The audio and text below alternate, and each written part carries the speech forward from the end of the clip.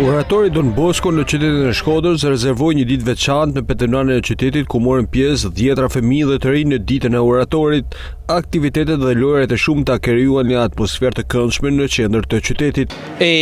Tani këtë aktivitet është lidhur me Don Bosco Shkodër.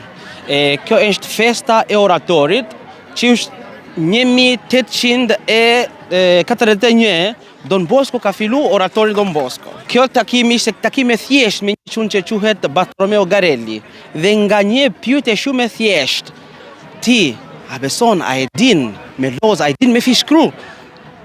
Bartolomeo Garelli atë me një buzëqesh, atje fillon çdo gjë. Sot fillojmë edhe ne duke festuar këtë festa bashkë me qytetin.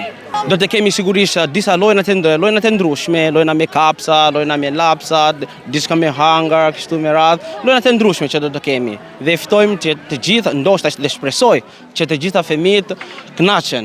Kjo është ideja. Oratori Don Bosco është kthyer në pikë referimi për shumë të rinj të qytetit, të cilët kalojnë orë të lira pranë kësaj qendre. Oratori Don Bosco, jam të animator. Unë marr pjesë se është një provojë e re, merrna me fëmijë, është shumë e bukur. Dhe kjo është përgjësia jame që iko në orator heret, los bajlojna, knaqe me shoke me shoqe. Atëherën për çdo vit, do me thonë, organizona si orator edhe bëjmë një fest për festin e rinit, 8 dhjetori.